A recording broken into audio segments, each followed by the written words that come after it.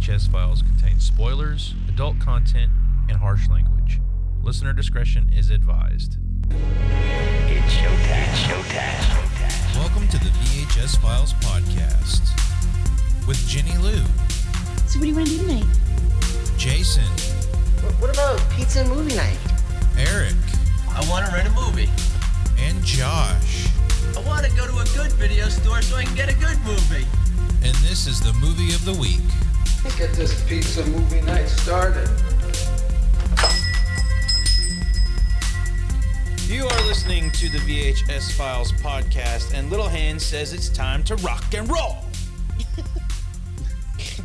How is everybody doing? Doing well. Glad to see you all again. It's been a little bit. So stoked, bro. I'm so stoked. So stoked, man. Oh, man, I can't believe we're all getting back together. It's just so great, So man. great, man. Totally gonna catch some waves after work today, bro. We are back, everybody. Sorry, we had a little bit of a conundrum there for a little while. We had some technical difficulties and had to postpone putting out a show, and now we're finally getting back on track. So Eric had a nice little trip over our little break here. Eric, how did that go?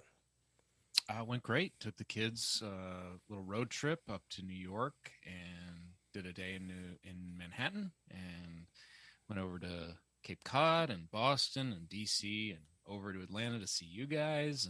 And pretty epic road trip. I'm exhausted. I'm busy with work now. That's been waiting for me. And, back to reality. Back to reality. Yes, we had Mr. Eric in the flesh, in the house. He came and stayed with us one night on his way back home. I was hoping we could record while I was there, but yeah. Josh was not prepared for that. Also, And it was a somebody would weekday, have gotten and they were in so busy. late. Yeah, if someone wouldn't have gotten in at 10 o'clock at night. I did get in late. Hey, did you shoot the finger at Gillette Stadium when you drove by there? Did you get close to it? Did you tell the Patriots, fuck you for me, Mr. Football Buddy? Come on. No, I didn't. Well, damn it. Just being honest, I did not. Shit. Speaking of football, this week's movie of the week. The movie of the week.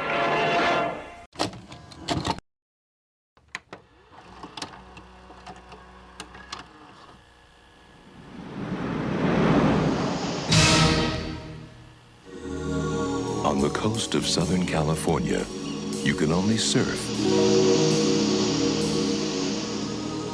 party, and make love for so long before it's time to go to work. Rock and roll. 27 banks in 3 years. Everybody free! Anything to catch the perfect wave. I'm not a crook.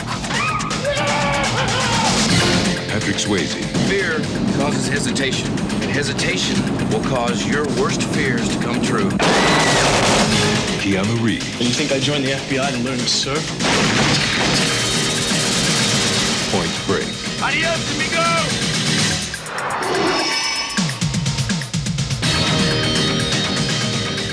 My favorite football player, Johnny Utah, man. I got his jersey. Yeah, little football on the beach action. I just want to go ahead and put it out there. How fucking cool is the name Johnny Utah? It is ridiculous. Sounds And like a cartoon character. yeah, like I think we need to talk at some point about how self-aware this movie is, if at all. And I'm not sure. Sometimes I'm not sure. That's still a great name. I mean, shoot. I mean, like the whole thing when like Eric knows, like most people they call guys Johnny. Hey, it's Johnny Football, blah, blah, blah. Their general name for football players. But just in this movie, Johnny Utah, like Josh said, dude, that's a great name. That's a great football name. Like the kid was born to play football at Ohio State. Would there be a Johnny Football if there wasn't a Johnny Utah? Therein lies the Aha. He question. paved the way. He paved the way for Johnny Football. He paved the way for Johnny Manziel, who was an NFL bust. Yeah. Well, although this movie has a little bit of football in it, it's actually more on the surfing side of things, and we'll get into that here shortly. But we'll go ahead and go down the little list here that we usually do. It's directed by Miss Catherine Bigelow. And she had previously worked on a movie called The Loveless and a movie Jason and I talked about on our horror section show, Near Dark. Finger licking good. It is one of the most underrated vampire movies out there, and it's... Am I seeing Near Dark going to be on a 4K here soon? Yep. Josh probably already has it pre-ordered. No, I don't, but I am going to have it. I still haven't seen that. It's, dude...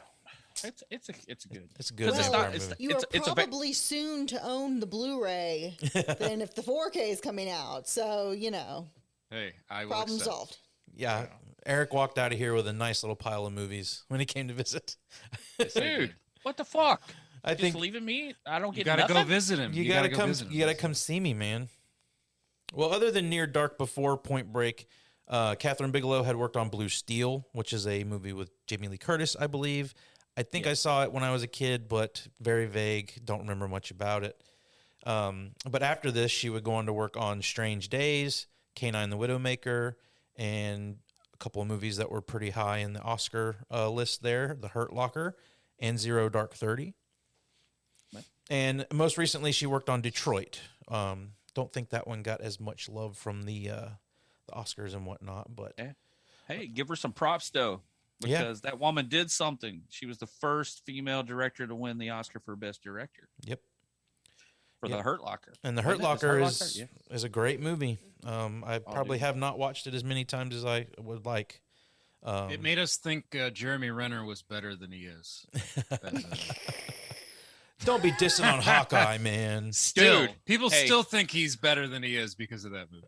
Dude, he's great, dude. Like you say, I just say this. Hawkeye and the Avengers, when he's not there, they fuck up and they lose. When Hawkeye's there, they kick ass. I'm a big Watch Hawkeye the movies.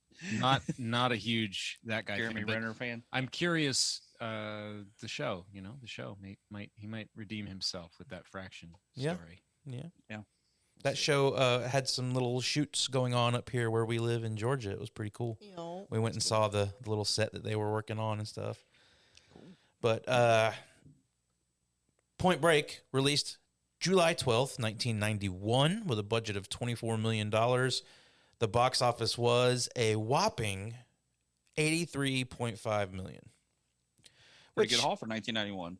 For 1991, good. I mean, it made its budget back and then some. I wouldn't say this was a blockbuster, but it was released amongst the likes of Terminator 2, Regarding Henry, Boys in the Hood, Bill and Ted's Bogus Journey, man. So Keanu lighten up the theaters. Right. But I think Terminator 2 probably demolished the box offices at this time. So especially if you want to see an action movie. Right. Yeah. Dude, I believe Terminator 2 was like #1 for like the whole summer. Well, I don't think it ever dropped below #1. It's still #1 to this day. Yeah. I somehow convinced my parents to take me to the theater to see it twice. So that was a very rare thing that happened in my household. So. I did go to the theater to see that one too. That was good. But yeah, I mean, all those are some heavy hitters as far as movies, Oscar-nominated movies, stuff like that in there. I mean, that's kind of, I mean, 83 million is still pretty substantial, like you said, for 1991. But yeah, going against that, 83 million is a whole shit ton of money compared to what Terminator still brought in and what was left over. Mm-hmm. So I would think that was a good haul. But we're in the 90s again. Again, this is our 90s in June. So, Eric, take us back to 1991. We're sending you back in time. Whoa, this is heavy. Well, Josh, in 1991, the little plastic ball in cans of Guinness beer won the Queen's Award for Technological Advancement, beating the internet and email. Maybe jump the gun there on that award. I don't know. Beer's pretty important, dude. I mean, it is a pretty awesome invention. Cannibal serial killer Jeffrey Dahmer was captured. He had killed and sometimes eaten 17 people. Did you guys know Jeffrey Dahmer didn't like Tic Tacs or gum? No. Yeah, he preferred Mentos. It's been too long for these jokes. Yes. The term carjacking was coined in 1991 by a Detroit crime reporter. It's not what you think it means, by the way. It means your car was stolen from you. I like the other version better. Similarly, in 1991, Paul Pee Wee Herman Rubens was caught theater jacking. Oh, I remember that. Yeah. In 1990, the high school dropout rate in Sevierville, I think I'm saying that right, Dolly Parton's hometown, was over 30%. In 91, she launched the Buddy program, offering 7th and 8th graders $500 if they graduated. The dropout rate for those classes dropped to 6%, and has generally retained that average to this day. So Dolly Parton. Dolly Parton doing some good. I love Dolly Parton. She's a freaking saint, man. She still does great shit for the whole country. She does stuff. Indeed. And finally, let's slow it down for all the ladies listening right now. Let's get freaky with this 1991 shit. Hit it, Josh. Oh my God. This was my jam. Ooh. Color Me Bad.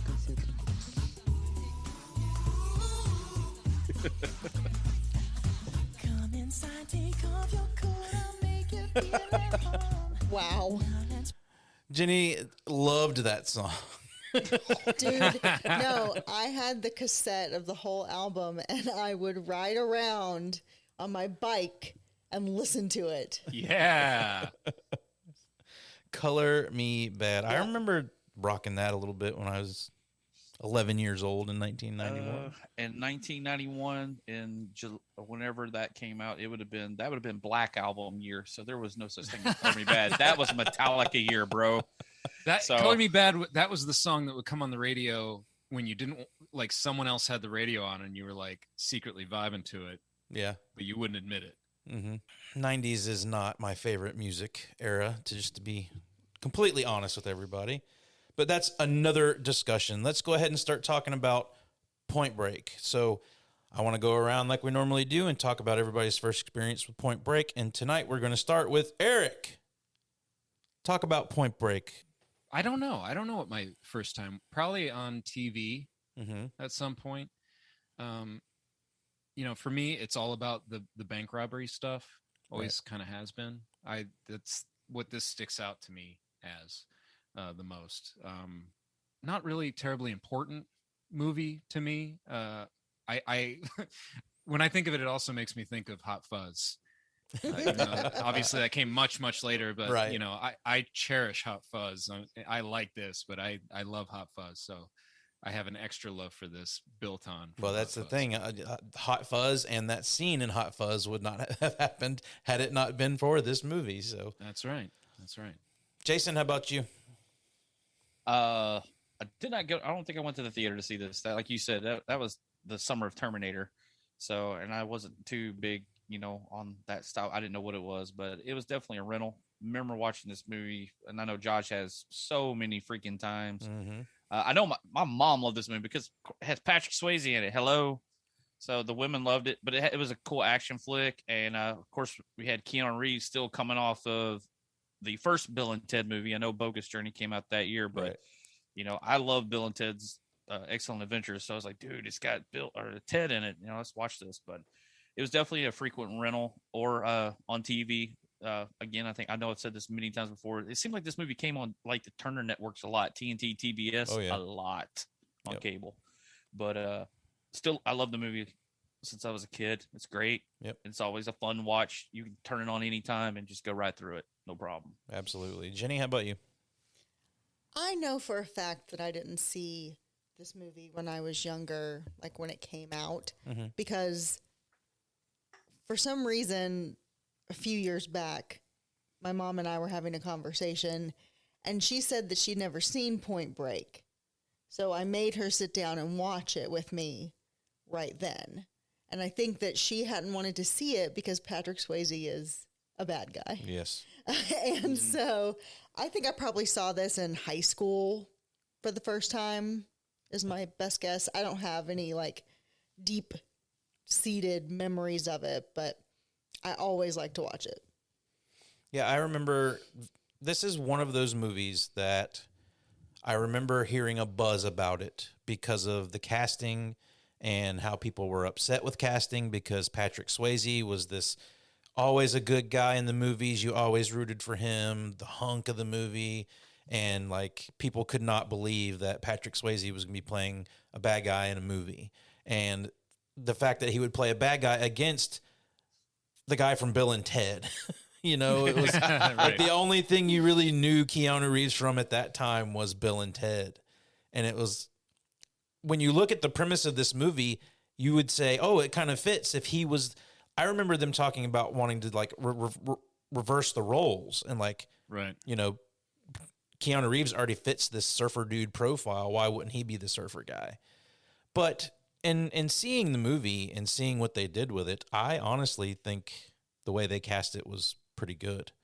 We can get into it here once we start getting into the movie about how well the acting is in it, but I kind of love that there is the role reversal and that Patrick Swayze is going down that road. But I would say Patrick Swayze's Bodhi is a very light bad guy. Honestly, like you almost want to root for him in a sense, but I mean, he still does some pretty heinous stuff. Yeah. But yeah, I mean, that's kind of how I felt through the whole movie. I never thought, I mean, he's the bad guy, but you never, I mean, of course, what he's doing is bad, but his reason for doing it, it's like, I can kind of get why he's doing it, even though it is against the law. But the spiritual advice, like throughout the whole movie, he gives Johnny about, Right. opening your mind and living life to its fullest and doing this and, almost being in one with nature, with the waves and all that stuff. I mean, he's like Gandhi who robs banks. Yeah, so that's almost what he is. Yeah, he's almost like a cult leader. You can see how he would be, how his speeches would maybe start to make a guy like Johnny Utah question his own right. moral code, question, his goals in life, that kind of stuff. I mean, he's very manipulative, Yeah. And yeah, he gets progressively worse. So like in the beginning, you're like, okay, well, so he steals money. And then you're like, Mhm. oh, now people are dying. And, Yep. it's starting to get a little rough here. But yeah, I mean, he is likable in the film. Right. This might be, I'm trying to think if there's a Swayze movie. We're kind of revisiting some Swayze lately, so I don't want to jump the gun, but I'm thinking, I'm just, I know we're going to get to Roadhouse, we got some other stuff, but I'm thinking like this is my favorite Swayze performance that I can recall at the moment anyway. Just I find his character the most interesting. I feel like he shows a decent range Right. in the performance. He's likable. He's also plays a good villain or a good antagonist. And Right. I agree with everything you guys are saying. I like that we open this up with these surfing shots and this intercut stuff of like, it looks like Keanu Reeves training to be John Wick in the beginning with some intercut surfing scenes. Dude, like Keanu's been shooting guns for a long time. Right. I mean, that's why he's so good for John Wick is, I mean, you got to hand it to him. I mean, I was just talking about Swayze's performance. We're going to talk about Keanu's acting chops here, I think, in this movie, but no question, he can fire a gun. He can do the physical stuff. Yeah. Wonderfully. Yeah. The physical stuff in this movie in general is amazing. And I think he does a lot of it himself, and so does Patrick Swayze. But I like how we're introduced to him, and he's a new, a rookie on the FBI team, and his boss Harp taking him through the office and talking about how they do things in the FBI. His whole speech about, oh, you're young, dumb, and full of cum. This guy is such a sleazeball. I love that interaction and the whole introduction there. It's great. But it also brings us to the introduction of Pappas, Gary Busey in this. Dude. And is this Gary Busey's last great performance? Yeah, there was, but I mean, like his last big movie where he plays a pretty good sized role in the film. I think this might be toward the end of the. I just realized that Gary Busey was in Point Break and Breaking Point. That's pretty cool. That's funny. We had this back and forth text earlier today. Yeah. Busta Rhymes is still great in that movie. I'm just kidding. I've never seen it. Neither have I. But our introduction to him here is great, and from the moment we get introduced to Pappas in this, like, I'm right there to see whatever this guy's going to do or say throughout this entire movie. I love his character. I think he's a great yin to Keanu Reeves Yang here. Like, I think they work really well off of one another. Yeah, you could have like a Pappas 80s spin-off movie and I'd probably watch it. Yeah.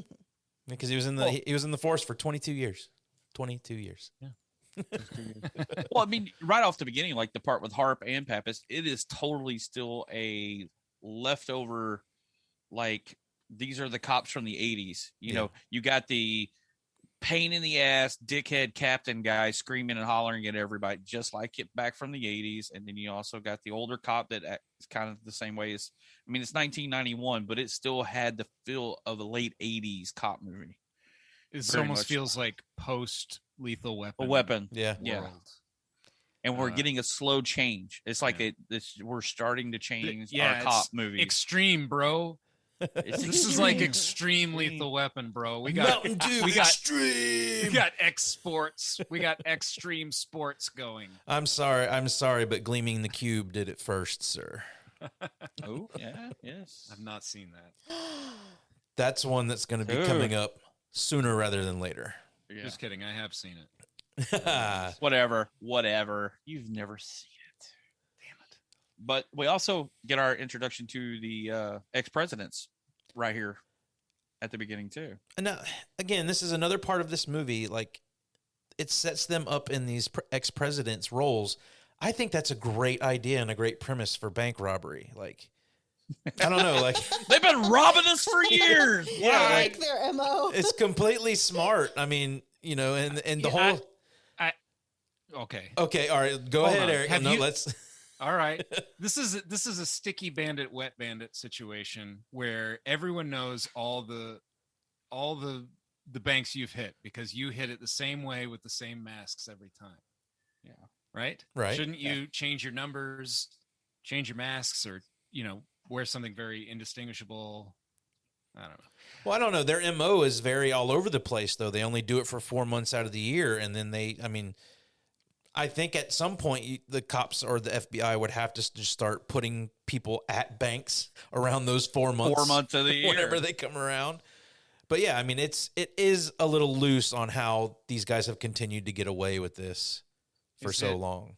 Time for our first Nolan reference. Go for it. Joker bank robbery with all the Joker masks. Yeah. Yeah. There you go. I don't know. I mean, obviously you've had masked robberies throughout film, but yeah. So is Nolan really a visionary, or did he just steal stuff from other people's movies to put them in one of his movies? All art is derivative. Exactly. So it's cool. One thing that really gets me about how they get their break in this is the photo of the guy pulling his pants down, running out of the bank. I have a note on my phone here that says actual butthole. Is this our first butthole of VHS Files? I think it is. I think it's actual butthole. First on-screen butthole. The first on-screen butthole for I like it. It's just the fact that they have the HD age. It gives us the Terminator's penis and this guy's butthole. Thank you. Thank you, Blu-ray.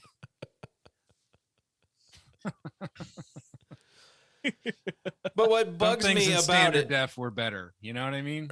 Yeah, what you couldn't see leaves more to the imagination. Was there a dingleberry or two on there? Did he wipe properly? I don't know. I don't have the 4K. You need the 4K. Yeah, Josh would have the 4K, so he would know. It's not out on 4K yet, guys. But we'll have to wait. Check again. Josh would know if it was on 4K or not. But yeah, I just the fact that they have this close up of this dude's ass, like no security camera shot in this entire bank would be that able to zoom in on his ass crack to see that.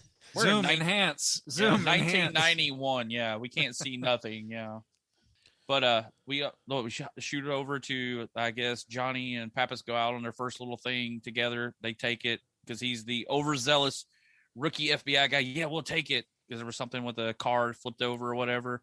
And then that's when he asked Pappas, what is your whole thing about the ex-presidents? Well, that's the entire problem with, or the reason Utah gets swept up in all this is because he's a thrill seeker the same way that Bodie is, right? Like he wants to thrill seek. He's just doing it, you know, as an FBI agent. He wants the action. You know what I mean? Well, right. He's you know, wanting to get out there and make a name for himself. I don't know if he's on the same level as Bodie and all his goons, but I think Bodie doesn't help the situation. You know, he pushes him kind of over the edge. That whole exchange between Gary Busey and Keanu Reeves and them fighting back and forth because Gary Busey's given up on the case and Utah wants to, keep going. I like the passion there, but Keanu Reeves has a fairly dull moment in that whole exchange. Eric, what were you going to say? It's not related, but Keanu has some bad acting moments in this movie. Oh, yeah. Like, for real. Dude, I thought this was an Oscar-worthy, Listen, I realize what kind of movie we're in, but even given what kind of movie we're in, you know, you've got Gary Busey and Patrick Swayze acting circles around you. Yeah. You know what I mean? He's got some deliveries that are just, they're not good. But before we got too far from the bank heist, I just, we mentioned Hot Fuzz, referencing this movie. When they gear up for the bank heist, or someone gears up, I have a note here, I forget the exact thing, but when they're gearing up, those quick cuts, yes, very Edgar Wright. Oh, you know, like really thinking of Edgar Wright, and he obviously loves this movie, and I just had a note there. I didn't want it to get lost. Right. It's funny to watch these movies now and seeing these newer filmmakers that we've been watching over the past few years, because we mentioned this on our American Werewolf in London episode. You know, that was a big inspiration on Shaun of the Dead. Whereas obviously Night of the Living Dead and all the zombie movies were something he was drawing from, but you don't really realize it until you get a little older and recognize like those movies are very similar in tone, not just the subject matter. Yeah. And yeah, like this is kind of the same sort of thing.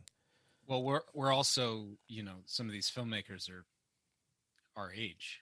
Yeah. So, you know, their inspirations come from movies we grew up with, just like they did. So younger filmmakers in particular, it's you know, it's cool to see where stuff comes from. And but in this scene with Pappas and him arguing, like there's a very wooden Keanu Reeves moment there where you've given up, fine, doesn't mean I have to. Like he doesn't he doesn't deliver that line. That was good, Josh. Yeah, like he doesn't. He also does. You know how Ted does this kind of like puff chest posturing when he talks? Yeah. Like, you know, he kind of like puffs his chest and kind of, yeah.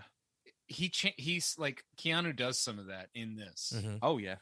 And I think he's worked he obviously does it. He did it in Parenthood too, but like, I think he's managed to kind of fight some of that back in his older years, but he's still kind of doing a little bit of Ted here sometimes, or maybe it's just Keanu, but, yeah, there's some rough Keanu moments here for sure. But this whole exchange ends with Pappas telling Utah that he believes that these guys are surfers. So I have not seen The Endless Summer. So I'm probably wrong here, but would I be like, do you think Point Break really brought surfing into the mainstream around this time? I mean, I don't know. You had all the surfing stuff from like the 50s. Yeah, you had the surfing craze there you had the whole Back to the Beach things, Frankie Avalon, type stuff Frankie for a while. Yeah, Frankie, you had all that kind of, but it faded for years. Right. Skateboarding took over basically during the 80s, right, and stuff like that. But I think this kind of brought surfing, I think, back to the forefront because because back in those days they had the longboards, the ones that we see Johnny show up with. Yeah, these guys are shredding. Yeah, they're out there freaking, tearing it up. But I think this brought more like the extreme surfing, the new age of early 90s. Just surfing. Extreme sports, yeah, because you got the skydiving too. And I think this kind of might have helped bring it the surfing back because I mean the X Games, bro. Yeah, I mean, like you said, it did pull in 84 million. There's some people who saw this, and a lot of people went and saw it that are probably either into surfing or into action movies or into Patrick Swayze or Keanu Reeves. So the X Games started in 94, by the way. So see, there you go. This was like a real big time for extreme sports getting to be more mainstream. Right. Led to the X Games 3 years later. There So you go. yeah, definitely on the back of that. Riding that wave, you might say. I'll see myself out. But I think what makes this movie stick in my head is, I mean, when I was a kid, obviously it was a lot of the surfing and the cool stuff they were doing and whatnot, and the bank robbery was fun to watch. But ultimately, I think the script for this movie is great. Like, a lot of the stuff that they talk to each other about, the conversations that are had in this movie, well, I mean, it's a ridiculous subject of surfers robbing banks and all of that shit. Like, I think a lot of the exchanges between the characters here are really good and really written well. I think the dialogue is always pretty good. Like you said, some of the acting delivery may be lackluster, but I mean, the dialogue written before them is really well written, to say. So I agree with that. Because I'm thinking about when they actually go in and he starts explaining why his theory that they're surfers. He starts explaining the whole sex wax thing, and Keanu's sort of detective work of how that would come together is like, guys at the beach waxing his mustache, takes it off with a shoe stuff, scuffs the counter. It's like he's being a smart ass, but it works so well between the two of these guys. And even whenever he's getting the surfboard and all that stuff, I like that the kid it's never too late. I'm 25. I'm 25. Yeah, there are some good lines in there for sure. This is for rubber people who don't shave yet. Yeah, but like anybody else that's ever tried to surf, Johnny learns the hard way that this shit's fucking hard It's really to even hard. stand up on the board, and you could drown at any fucking time. Yep. Because I mean that is kind of nerve wracking watching that of him just constantly being rolled under the wave. The whole entire time I'm like, oh my God, I'm drowning. Make it stop. Please. Is this scene over yet? But here's where I will start to get into some of what irks me about this movie is a lot of the surfing shots are so blatantly not the people in this movie.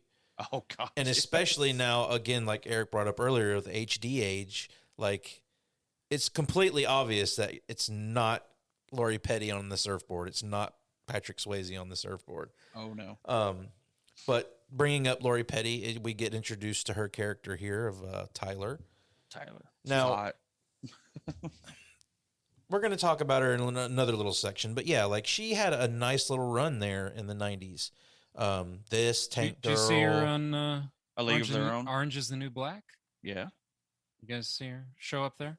Yeah, like her little resurgence recently. But definitely changed a bit from what I recalled Lori Petty being in movies and then from what we saw in Orange is the New Black. Yeah, I mean, she's much older. Right. But it just she's gotten to like, that very sporadic. It seems like I'm just sort of labeling her along with that sporadic, crazy acting like style that a lot of. She was always quirky and kind of, tank girl and all that. Yeah. Which is that what you mean? Oh yeah, for sure. Yeah. But I liked her in A League of Their Own. I thought she did a great job. I always liked Lori Petty. Yeah. I that's a good movie too. I'll admit it. I like A League of Their Own. It's a good movie. I like A League of Their Own. I'm with you. I've only seen it a couple of times, but I mean, I don't have anything bad to say about it, but it's not one that I watched a lot. Yeah, Gina Davis, Lori Petty, Madonna, you can't lose. Hello. Rosie O'Donnell. Tom Hanks. Rosie O'Donnell. No love for Rosie O'Donnell. Tom Hanks. Yeah. Tyler is a little pistol from the get-go I like here. her. I love that she just goes off on Johnny after she saves his ass. I mean, yeah, it's too late to start learning how to surf. I mean, give me a break. Hey, my name's Johnny Utah. Who cares? I love her response too. Like, who cares? But he convinces her to help him learn to surf. And does anybody think the "I Will Not Fall" song that's playing throughout that montage is a little too on the nose? Well, that's where we have to have the conversation of, is this movie self-aware or not? Like, I would say most people just say no. And, these things have been all these tropes and things have been reused and recycled so many times, it feels so cliche. But there's moments in this that really do feel like, is it aware that it's doing this? Are you guys hearing what I'm saying right now to you? Can anyone hear me? Eric? I'm thinking. Eric, are you there? Are you there? I hear what you're saying. Because there's some stuff in here that's just like, you got to be like, even in that time period, like, and the music cue here when they show Bodhi and it's like this like magical sort of music that's playing, kind of plays into this whole like he's a legend or something. It's kind of silly with this, and then you got Lori Petty like sort of narrating it. His name's Bodhi, Bodhisattva. You know, like. He's a real searcher, just like, yeah. She's the narrator for his own personal movie, right? But again, obviously not Patrick Swayze in these surfing scenes whatsoever. We finally get everybody interacting with one another, and then we've got the football by headlight game. Seems a little impractical to me. Like, why would everybody just line up their cars and leave their batteries running and possibly kill their cars? But so that they can play football in the dark, man. Dude, really? We used to do that here in like out at people's like deer leases, so we could all hang around and see. Just turn on a couple lights and then shut them off. Turn your car on, and then the next people turn their lights on. So, man, you gotta have some football fun. On the beach is fun. Used to play that, and of course Johnny and Bodhi, like, you know, they sync up, out macho each other. Yeah, like, I'm not gonna give up. I'm not gonna give up either. That's the thing we're establishing, is neither one will back down to the other one. Right. Dude, freaking Johnny tackles the fuck out of Bodhi, dude. Right, it's a bit much. That's the kind of thing that gets your ass beat. Like, if you try to really slam somebody in a friendly game of. Yeah. Now let's think about this. These are your boys, man. This is like your crew, and this guy you just met tackled your best friend into the waves as hard as could be. There is no running up to go, what's going on? No, it's like beat his ass as soon as he gets up. On site, dude. Like, whoa, dude, that's way too harsh, man. Well, it's not even just that. I mean, he's going after Patrick Swayze, but he is just like ramming the shit out of everybody that's getting in his way, and then he goes after Bodhi. He was a collegiate football player, right? He has a very huge advantage over all these surfer kids. Yeah, I mean, he would have went pro if it wasn't for the knee injury, you know. Yeah. So I mean, if you're into sports that much, I mean, everything is a must win. Even though it's beach football, I must win, and you're not scoring a touchdown. So, but at least he did tackle him into the water. I mean, it could have been like an oak tree there or something. That could have been pretty bad. Oak tree. So I could find worse ways to be tackled. Well, that also brings to point, like, when they do come up and approach him after all this is over with, you know, like, I find it kind of silly that all this. Don't you know who this is? It's Johnny Utah. I'm going to name drop, you know. I knew the whole time. Yeah. Only mentioned it now. And this is the part right here. I mean, let's just think about it. He knows who the fuck he is. But he would have no way of knowing that he was in the FBI. But he's, like I said, he knows all this stuff about these banks. They obviously do. I mean, how could you not find that he went to law school or whatever to become? There are ways, even in 1991. I think it would be a lot harder. Yeah, but still, you make a good point, Jason. First of all, they shouldn't have put a notable person undercover. Yeah, that's the guy was on national TV in a bowl game getting his knee broken. Hello. Second problem is he uses his real name. Yeah, my name is Johnny. Yeah, it's like, you're undercover day one. Hi, I'm Johnny Utah. God damn it! Already blew my cover. Damn it. That's not the most unforgivable thing. Is when he says, I went to law school instead. Like, you know, use your real name. Like, I'm in sales. Right. Like, oh, I'm a federal judge. I'm a, you know, I'm a world-class chef. Like, something more believable for an ex-football player than lawyer, you know? Right. Yeah, remember, and lawyers don't surf, bro. Well, I guess he wouldn't was at the FBI. Like it took him a while to get through the FBI, so he had to explain like where he's been for the past however many years to get to this point. Wouldn't he have gone to law school to be in the FBI? Like, Yeah, you have to go to some kind of college. a lot. I just don't know be how in the long the FBI. process is. Like, Yeah. how far removed from college Like are a we? lot of people. He's Guess they don't 25. establish. Oh, he's 25, Yeah, right? he's So he 25. would be, depending on when he got hurt in college, we're looking at least 4 more years, Yeah. up to 4 to 6 years, unless he was like a freshman or something. He could potentially be a lawyer at this point. Like he could have gone through law school. Maybe he got hurt early in his career. That would account for enough lawyer time. Yeah, I mean, that's where it kind of rubs in on itself, is because Bodie's supposed to be this smart guy who can outthink all this shit and run these bank heists and whatnot. But yeah, like his first assumption when he says he went to law school is that he was a lawyer. Like, I think they're just putting it out there that we're supposed to assume that these guys are so stupid that they don't know that an FBI agent would have to go through law school. Well, the thing is, like, yeah, he does start to suspect him a little bit at some point. Like, if not at first, but if you've got a secret bank heist gang, Yeah, that's you what don't I'm just saying. let randos come into your inner circle. Yeah, I mean, you're know? on high alert all Yeah. the time. Dude, Yeah, we you are gotta robbing be banks. We're going to circle. prison for the rest of our lives if we get Yeah. busted. So, yeah, it's no.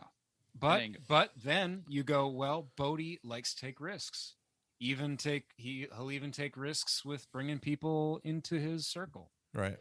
He's all about the risks, taking it to the limit. Maybe he wants things to blow up because then he can go. Maybe he wants to get busted because then he can run from the cops and stuff. I mean, he's nuts. Yeah. And you see how crazy he is by the end. Like, he's willing to let his friends die. They Just for kind of that give next you a thrill. hint of that in the football scene too, because when Johnny tackles him and they go in the water, when they come up and it shows Keanu Reeves' face, like he has this scowl on his face, like he could and would like go to the limits to do whatever he needed. Like he just looks fucking scary when he comes up out of the water in that scene. I've always You noticed mean that. Swayze? Yeah, Swayze. Sorry. Yeah. Okay. Like rip his throat out with a claw. Yeah. Yeah. Oh, what if? So what if What if? in the movie universe, Oh, here we go. Johnny Utah got his guy and arrested Bodie. He went to prison and then got out and started bouncing. Oh, shit.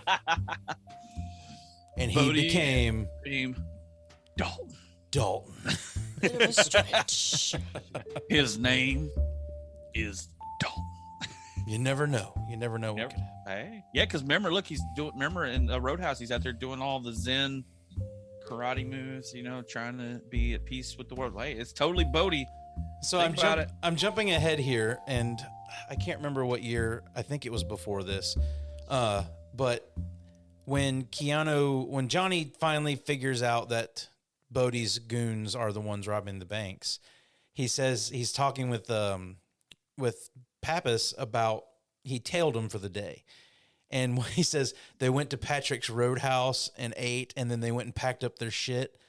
Do you think that was a nod? I don't. Patrick's- When did Roadhouse come? Now Patrick's you got me thinking Roadhouse. All right, now you got.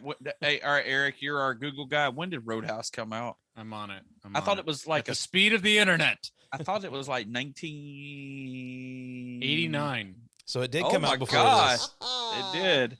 Well. Yeah, I caught that this time around. It's like they went to Patrick's Roadhouse, but like I think that might have been a little Easter egg. What if Johnny Utah, after actually- blowing his cover, has to change his name and finds himself on a bomb defusal unit? He becomes 2 EOD. years later. Yeah, EOD. Yeah. EOD. After he And, didn't get his guy, he has to go join the SWAT team. Mm-hmm. Yep. On we're starting to- EOD? Yep. we're Finds starting to But- himself find on a it. bus. But see, you were backwards, Josh. It's Dalton saves the Roadhouse because that happened in 1989, and he just decides to walk away. And with his Zen knowledge, he's like, "I'm gonna learn to surf."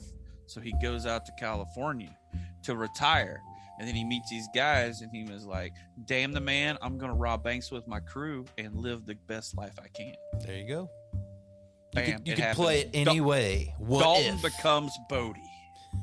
What if Johnny Utah gets severe brain damage from all the shit happens in this movie, and just becomes changes his name to Ted, and just walks around like an idiot all the time? Or did Ted actually go to military school? Oh my God, where did this go? And then he becomes he's in military school and decides to join the FBI. He becomes Johnny Utah because that came out before this movie. What if Ted gets What if Ted gets amnesia, thinks he's an FBI agent, former college football star, just for a brief period, then recovers his faculties for his bogus journey in the same year? All right, one more. What if Ted took a bad hit of LSD and he was really on a bad trip and he thought he was this character named Neo and the world was fake? He woke up and his dog was dead. Yes, there you go. And therefore he became John Wick. I'm exhausted. We figured it all out. That's our show tonight, everybody. Hey. Before all that is one of my favorite lines of dialogue in this entire movie. Special Agent Utah, this is not some job flipping burgers at the local drive-in. Yes, the surfboard bothers me. Yes, your approach to this whole goddamn case bothers me. And yes, you bother me! And Pappas, oh, for the love of Christ, just how the hell did I ever even let you talk me into this whole boneheaded idea to begin with? Harp, we're working undercover. It takes time. This is my favorite right here. Produced a few... No! Let me tell you what you've produced. Over the last 2 weeks, you two have produced exactly squat! During which time, the ex-presidents have robbed 2 more banks. Now, for Christ's sake, does either one of you have anything even remotely interesting to tell me? Caught my first tube this morning. Sir. He was respectful. God damn it. Sir. Dr. Cox. John C. McGinley. Yeah, that And guy. the guy from Scrubs. Yep. Yeah. You guys watch Scrubs? Do we have some Scrubs fans in the house? No? Nope. Oh, No you guys Scrubs. gotta go. I watched Josh the and first Jenny, season, you will love and Scrubs. then just No, you gotta go back. There are some things that I think it just, once it's past, I don't know if it's worth going back to try and get into it. I think Scrubs is kind of one of those things for me. But yeah, this is where you get to meet our fun people, Bunker, Warchild, and what is Anthony Kiedis' character's name again? I can't forget. Tone. Or Tony. Tone or Tony. I'm reading it Tone off or Tony. IMDb. Yeah. T-O-N-E. So I don't think they mentioned their names throughout any of this. I know they mentioned Bunker and Warchild, which They those are mentioned the Bunker and Warchild. stupidest fucking names, dude. Like, if you think Johnny Utah's a bad name, no, like Warchild, Bunker. But that guy, as soon as I saw him in this, I was like, that's the guy from Cyborg that played the bad guy. I haven't seen Cyborg. The one, like Jean-Claude Van Damme's first movie. No, haven't seen it. Oh, dude, come on. I saw that too long ago to remember anything. But he was the main bad guy. Was the Warchild character? You know, we've got yet another crew of villains with crazy names, a la RoboCop and the Crow. Where's T-Bird? We got Roach. We got Gromit. We got Bunker, Babbitt, Warchild. Oh no, Babbitt's not. Is he? It was a 90s thing, wasn't it? Well, no, RoboCop was 87, but yeah, 90s goons names just being ridiculous. Yeah, we got that in the Crow. Yeah, pretty much. I can't remember where we are chronologically. Are we to the shootout in the house yet? No, not yet. He just met Warchild because he gets punched in the face. Yes, and this is where Bodie shows up to save his ass. Right. Yeah, because Johnny refuses to back down from anything. Yeah, ever. I'll give him that. He's trying to fight 3 pretty good sized dudes. Yeah, and then he put up a good fight too. The best part of this whole scene is Anthony Kiedis, though. You see, that would be a waste of time.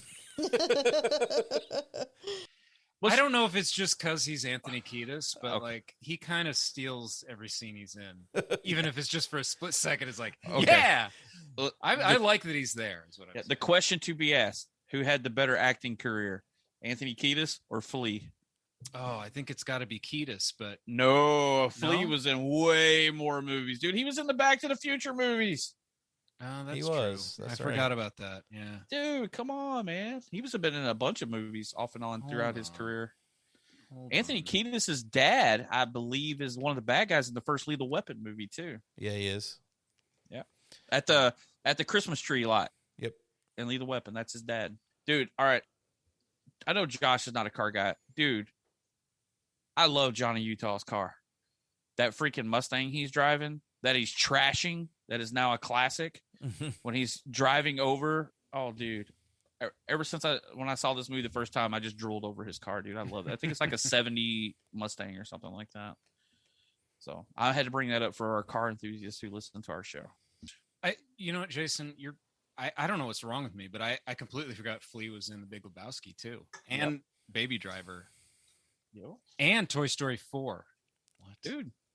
As I said, Flea had a way better acting career. Yeah, I spoke too soon, and I apologize. But after this fight with these goons, and Bodie is talking to Johnny about how these guys have just got their heads wired wrong, and they don't see the spiritual side of things. I like that Johnny is like, "You're not going to start chanting on me or anything, are you?" I might. And he goes, "I might."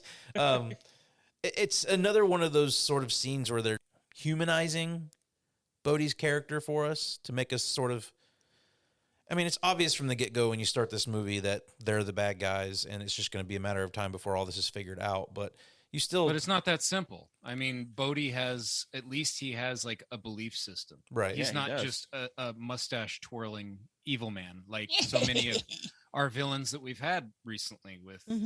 RoboCop and Crow, to name a couple. He has depth. He has depth. Yeah. I mean, he's got something going on that, you know, his intent is not just to create chaos per se. Yeah, he's willing to let things go too far, but at first, he at least has a.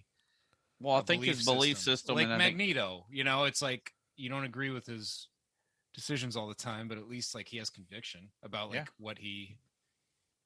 Well, Go ahead, Jenny. Belief system is that he wants to be free of a system. So he, you know, will exploit the system that he tries to be free from to achieve this goal. And it's only when his belief system is threatened with ceasing to exist that people start to die, things start to go wrong, because up until then, no one ever gets hurt when they rob banks. No injuries. Right. They're not shooting people and that kind of stuff. Yeah. They're just there as a means to an end. Yeah. Yeah, because remember, and because he even, we're going to get that part of the movie, he breaks his own rule. Right. And then that's when chaos, because he stepped outside of his whole beliefs, like Jenny just said. He even went past it to push the limits even farther, and it blew up in his face. And then chaos begins. Something I never really put together until we are starting to have this conversation now is I've never really seen Bodie as the kind of guy to get scared watching this as many times as I have. But I think part of why he ends up where he ends up and kind of goes down the wrong way after all this time is because he is scared of Johnny. He has seen that this dude will do whatever he will, you know, he won't back down. He says it when after they're leaving the fight with those guys. He's like, "You're a pit bull. You didn't let them back you down an inch, and that's rare in this world." And I think once this starts to go and they realize that he is an FBI agent and he's coming after them, it freaks Bodie out. And I mean, he stands real nice and calm when he's talking to all of his buddies around the campfire about how to handle it and everything. But I think at that moment he has realized that he has someone who's never going to give up on him. Yeah, he's met his match. Right. They're both pushing the envelope, but they both have a different belief system. Are they kind of like yin and yang? But Bodie is willing to do whatever it takes, even if it means his life. And I don't think Johnny is quite at that point. I think he's gotten to an extreme in his life, but he still has his morals about him where I think Bodie loses his. Yeah, Johnny's got his moral code. He won't cross a certain line morally. He's still willing to die. I mean, Johnny takes some pretty insane steps. Oh, we're going to get to that. We are going to get to that. But a lot of this revolves, and you don't really get this sense from these guys until like we're introduced to Bunker and his goons, and then they start, going after them. But it's not until we get this party at Bodie's house, and I want to play the clip of him talking about the 50-year storm. This is really when you start to see that these guys are a little insane. Big wave riding for macho assholes with a death wish. No, it's not. It's the ultimate rush. There's nothing that comes close to it. Not even sex. Maybe that's because you're not doing it right, Roach. I bet say he ain't doing something right. Just paddling out in the big surf is total commitment. You can't just call time out and stroll on into the beach if you don't like the way things are going. So what's the biggest? Waimea? Ridden? Yeah. Kaha. Cane Point. Bells Beach, Australia. Whoa. No way Bells is bigger than Waimea, bro. We'll be next year. Bodie believes the 50-year storm is coming next year. 50-year storm. What's that? That's kind of a legend. No, it's real. It's absolutely real. Everything moves in cycles. So twice a century, the ocean lets us know just how small we really are. A winter storm comes out of Antarctica, tearing up the Pacific. And it sends a huge swell north 2,000 miles. And when it hits Bells Beach, it'll turn into the biggest surf this planet has ever seen, and I will be there. So will I.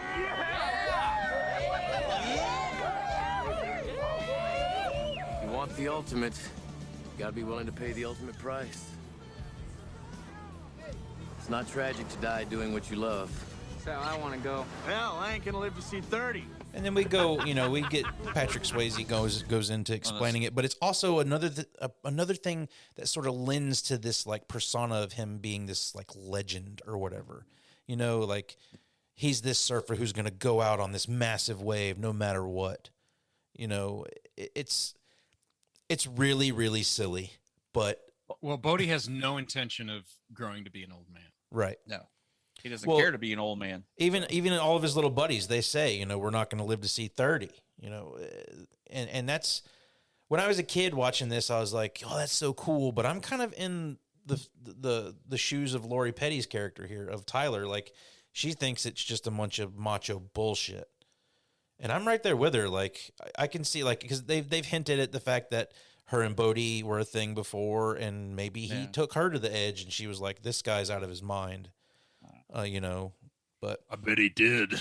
Yeah, about to say, hey Jenny, do you think he took her to the edge? Come on. Hey Jenny. I don't know where that voice is coming from.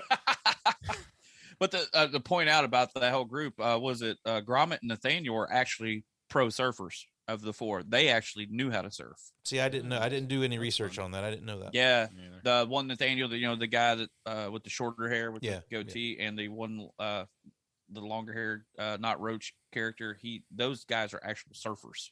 No way Bells is bigger than Waimea, bro. But you see it, the two surfer guys are the ones who point that out. Yeah. What the two biggest waves. So but yeah, when I was doing research, so we did have two surfers out of the 4 or 5 we have. Because Rosie doesn't surf. Rosie stays on the beach. And Rosie does one of the weirdest fucking things in this movie. Like, why is he stabbing this bottle of lighter fluid and it's spraying all over him when he's starting a fucking fire? Like, this just seems so ridiculous. Like, I know you're a macho asshole, but God, you're going to set yourself on fire doing stupid shit like that. I think that's the whole thing, is they're just trying to make Rosie out to be the psycho. Remember, because later, he's talking about Rosie with the whole thing that happens with Tyler. Once he's set in motion, he's just crazy. There is no shutting him down and blah, blah, blah. So they're trying to make Rosie out to be not right in the head. He's almost between Bodie's crew and Bunker's crew. He's like, he could almost fit in either one. Right. So that I guess he's more of the muscle of the group. He's the one that probably runs them around, does anything they need. Yeah, I mean, they really paint surfers in a negative light in this movie quite a bit, to be honest. The whole territorial thing when they're talking about the guys only surf at certain places, and even the exchange between Bodie or Bunker's crew and Johnny there, where they're getting violent with him. Like, I don't really. Maybe this is me being blind to it, but like, I don't see surfers acting like that. Like, I feel like that was a connotation they put in this movie. I don't know many surfers. So I do, and they're all chill dudes. Well, you don't know any surfers who surf like real waves. Yeah, Surf you're in talking about California freaking in the you're 80s and talking 90s. about the Gulf of Mexico where the waves are like a foot tall. But you remember Adrian from Circuit City? Yeah. Her husband was a surfer, built boards and stuff like that, and she said I believe they were a lot like that down in Hawaii where they were from. You had the locals, the native people, and they surfed, and that was their territory. That you didn't go to visit Hawaii and jump out in their little break area. That was their area. So, I mean, I don't know if they were as violent as those, but they had their own little territories. So, hey, this is our beach, man. But they probably weren't punching people and stabbing people, but they have like little territories and stuff like that. They just kind of tried to push the envelope on push Keanu out a little bit, and he started mouthing off. That's how things got violent there, in my opinion. He couldn't keep his mouth shut. I mean, it's there for sure, but it's never really hit me until we've started discussing it, how much he just won't back down and keeps pushing and pushing and pushing. Even though once we get to this raid on Bunker's place, he hasn't really seen, action other than, out there shooting at paper targets. Oh, well, he saw some action with Tyler right before this happened. So yes, he did. So, and then I'm assuming he stole her car and left her on the beach. I don't know, or did he show up in the Mustang? No. He goes to the party with Tyler. Because that's what Bodhi says. Get a ride with Tyler. She knows where it is. And so they're together. Well, where the hell is he going? He pulls up real late. He pulls up to the raid in his own car. So I'm thinking he picked Tyler up and drove her to the party. So that would kind of make sense. He still left but her he alone abandoned her on the beach. So yeah, you still have the aspect of him abandoning her in some form. Abandoning her. Abandoning. This words are hard moment with Josh. Yeah. It's brought to you by Sex Wax. Sex Wax. Another thing that really bothers me about the surfing scenes in this is it's blatantly obvious these night surfing scenes were shot during the day and darkened. They were just darkened down. The calibration was brought down. It's pretty bad. I mean, you don't realize that when you're a kid watching this movie, but after you are older and you get into this and you kind of learn how films are made and you're like, whoa, this is really bad. But you notice that in a lot of movies later that they shot this during the daytime and they darkened it. But well, he gets to the raid. This raid scene is awesome. I'm going to say, Eric's been killing for this raid. He's been wanting to talk about it since we started it. So. My favorite thing about the raid scene is the naked girl who beats the living shit out of Utah. Dude, I love it. Not the fact that it's a naked girl. It's the fact he is getting his ass kicked by a naked woman in the bathroom. I have a problem with this, with the women in the scene. Okay. Because I find it a very odd choice for a female director. Because those women are not in the scene for any other reason than to be exploited and used as human shields, as it turns out. So, but you do have this one kick-ass woman she roughs him up a little bit, but she didn't have to be naked to do it. Well, she was in the shower. She's just a victim of circumstance. It's an odd choice for a woman. It's not the director's to make. choice. Dude, that's Johnny's choice for setting the raid at this particular time. Shower time. It's shower time. Everybody's getting up. No, I agree, Jenny, but I think maybe, that was an executive producer. It almost seems like movies, specifically action movies around this era, you had to have nudity. Topless scenes somewhere. Yeah, it was almost like you can't make a movie without it. It's like it has to be. A lot of these old movies I tried to watch my kids, and it's like the whole movie is there might be nothing sexual in the entire movie, and then all of a sudden there's a topless scene, like in so many of these movies, and it's like it almost feels like an obligation. They have to right. They have to throw it, even if it's just like a split second of some lady getting caught, getting dressed or something. It's unnecessary, and I guess people like it, and maybe Catherine Bigelow felt the need to do that at the time. But I don't know. Yeah. Well, you have. I mean, she might have been the director, but these executive producers are like, "Hey, I'm putting forth the money. We need to have a topless scene right here," and that could happen. And she didn't have the pull she did that she does now as being the Oscar-winning director she is, they were probably saying, "Hey, we got to have a little bit of nudity in this movie." So, But our demographic is going to be mostly men. yeah, our demographic is going to be men. We need some nudes. So. We need, yeah, or maybe that actress just said, "I feel like this character does not like clothes. I feel like my character would shower often. Very important to my character that they." I shower 4 times a day, Clean. so it would probably happen that if somebody came in the house, I would be in the shower naked. But I like her motivation. This action is shot well. Yeah. Oh, great. Yeah. I mean, this scene reminds me of like some of the stuff in this reminds me of Heat. In like the fact that it feels just like very natural, very realistic action. In the same way that some of the gunfights in Heat go down and stuff like that. Great squib work, some intense action. One of the best squibs is when Anthony Kiedis shoots himself in the foot. It's like he blows half of his foot off. Oh, for sure. Yeah. Was he wearing Reebok pumpets? I think he was. They were high tops. I know that. Yeah. They're not called pumpets or pump it ups. They're called pumps, I think. Pumps. Right? Pumpets. I can't remember. I didn't have any of those. I had Converse. I do find it a little odd that they've got this giant arsenal of guns in the house. I mean, people running drugs, are they? I don't know. Like that seems a little off. I mean, I know people like their guns and but like they pour them out of like a pillowcase. Yeah. It just the fact that Warchild has that like Tommy gun style shotgun. It's like, oh, dude, it just seems so ridiculous. The fact that they would have that. But if Gary Busey's performance is top notch in this, it's only seconded by Tom Sizemore's small little performance here, where we find out he's the undercover guy within the house. Agent Beaks or something. I don't remember what his name is, but I love when they introduce him. You think I like this hair, man? Like he just is going so over the top with it. But the way Johnny figures out that Bodie's goons are the guys is they're mooning each other on their surfboards. Yeah. That breaks the case. He says, "I know that butthole. I know that. Look into my brown eye. I have told you who we are." In that moment, he went butthole anywhere. In that moment, he looked into it and he went, "Whoa, whoa!"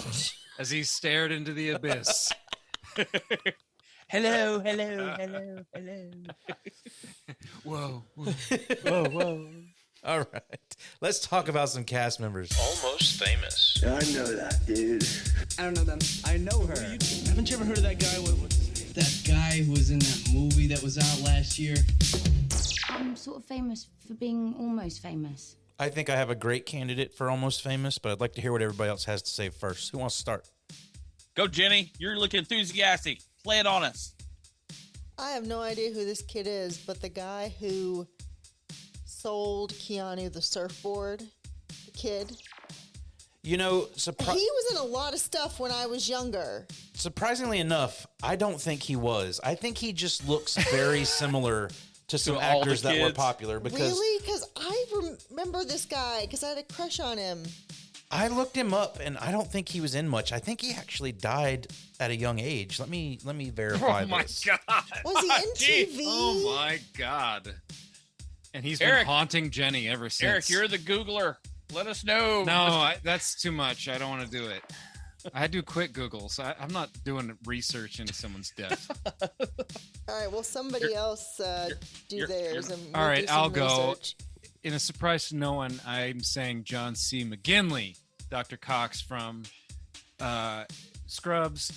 He's one of the Bobs from Office Space. He's found here and there throughout cinema history, and I always like when he's around.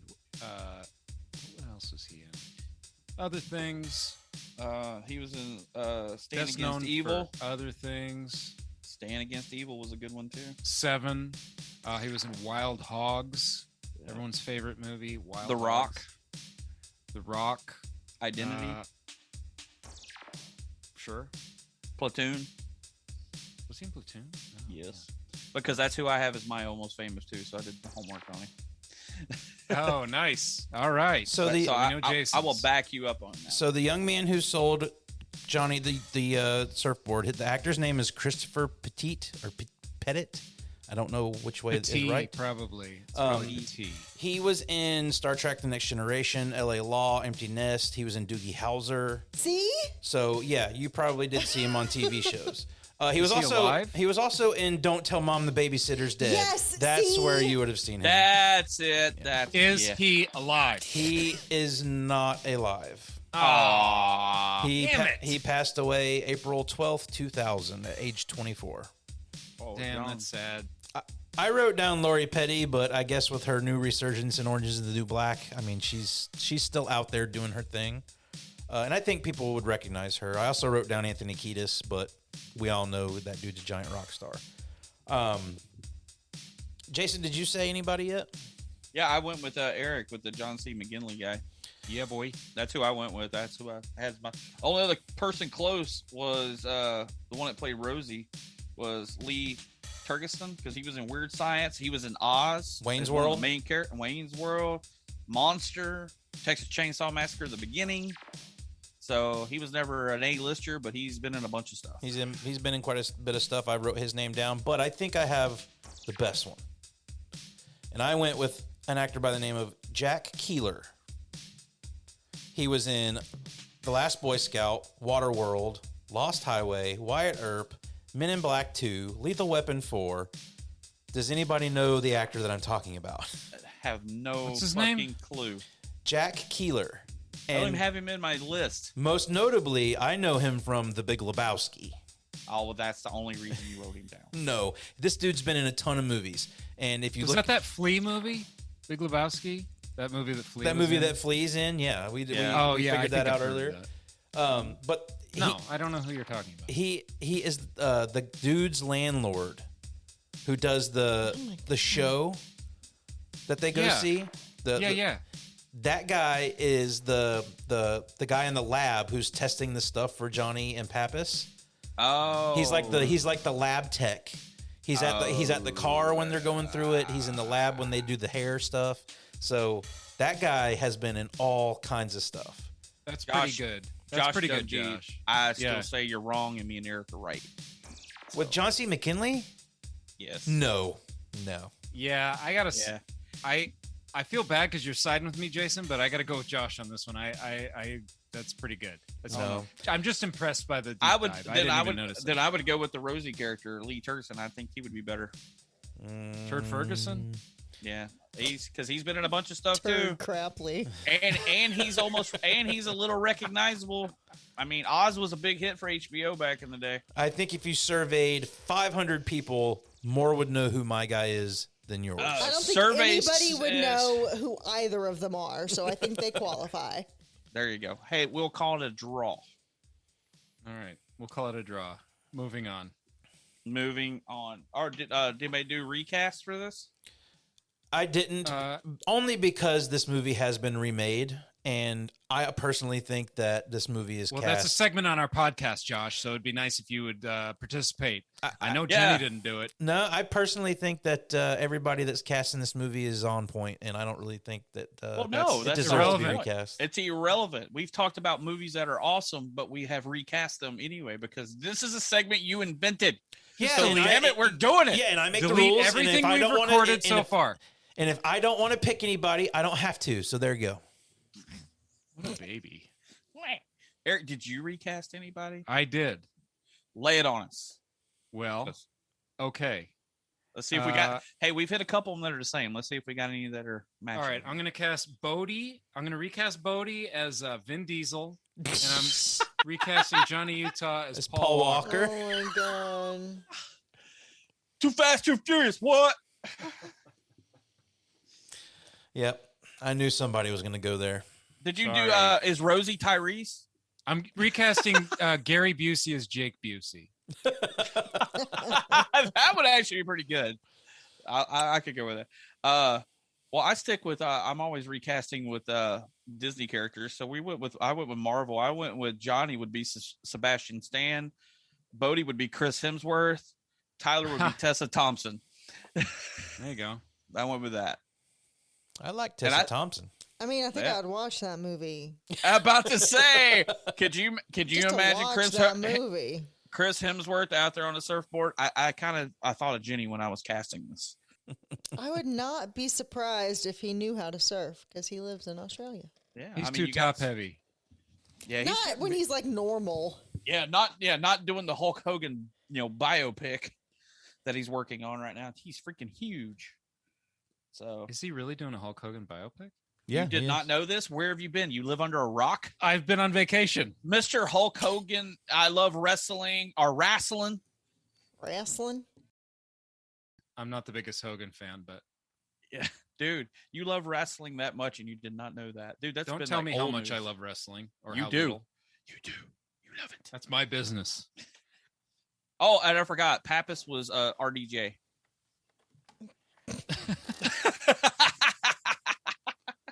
That's not bad, actually. You could also do Favreau. Favreau would be a good Pappas. Oh, well. Harp was William Hurt, and Roach was Tom Holland. Wow. Let's get back to the movie. I want the kid that talks to Johnny when he buys a board to be Tom Holland. Yeah. Oh, there you go. That works. There you go. That works. I like it. There you go. All right, so we got through the shootout. Johnny almost got his face ate off with an old-fashioned lawnmower there. That was close, dude. Again, that whole scene, falling through windows, the switching through the house, like all the tight quarters in the house. I love the way all that's shot. Falling out onto the lawn. That whole scene is excellent. Like, there are things in this movie that are now very cliche and cheesy that you can kind of chuckle at, like the firing the gun in the air and certain things like that. But it's that action scene is legit, like legit good action. Yeah. As with other action scenes in this movie. And honestly, I don't know how they shot that because it looks like Keanu Reeves' face is really close to the blade, like for real on that. Dude, that's scary. That's a nerve-wracking scene. It's kind of like I'm drowning under the water scene, and you're seeing that. Because I used to mow with one of those when I was a gets kid. Extra worried about people underwater more than I do, anyway. I don't want to drown. Do you get freaked out by drowning scenes? Jenny does. Really. Seems like it. Just that scene is just bothersome. Only that. Because you just see him rolling and rolling. You're like, okay, can he breathe now?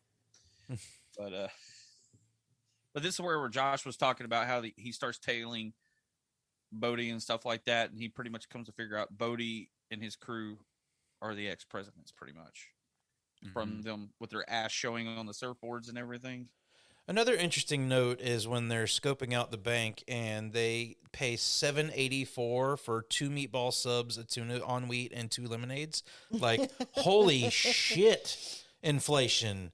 Like, $7.84 is not going to buy you a meal at Chick-fil-A. Dude, that buys you the lemonade they got. One lemonade. That's all you get, and it's probably freaking country time. It's not even fresh squeezed for $7.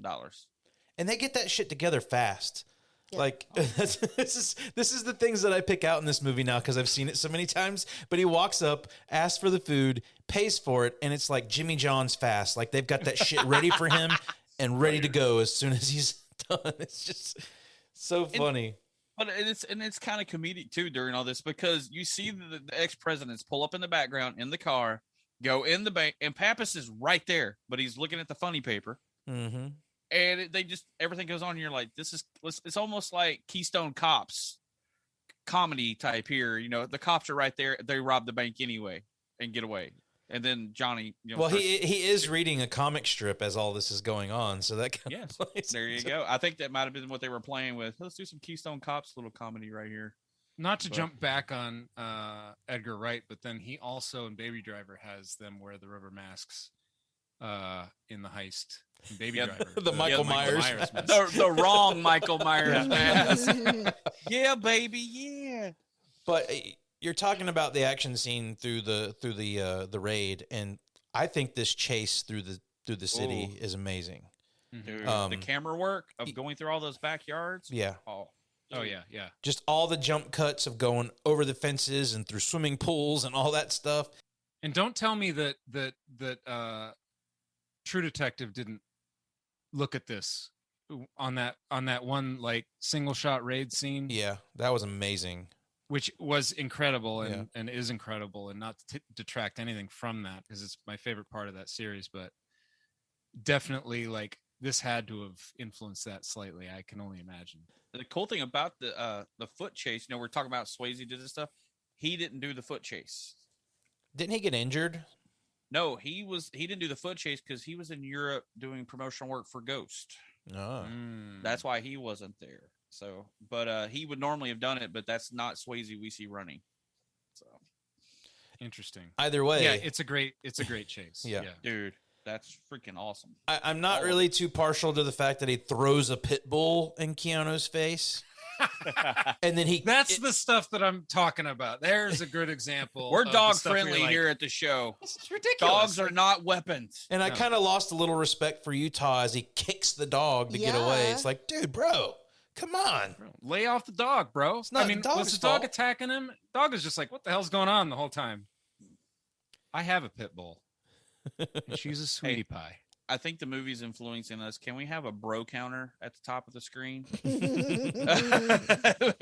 I think the surfing is kicking. It's because I think we all just said bro at least 5 or 6 times. How many times do we say dude, face, bro, and whoa?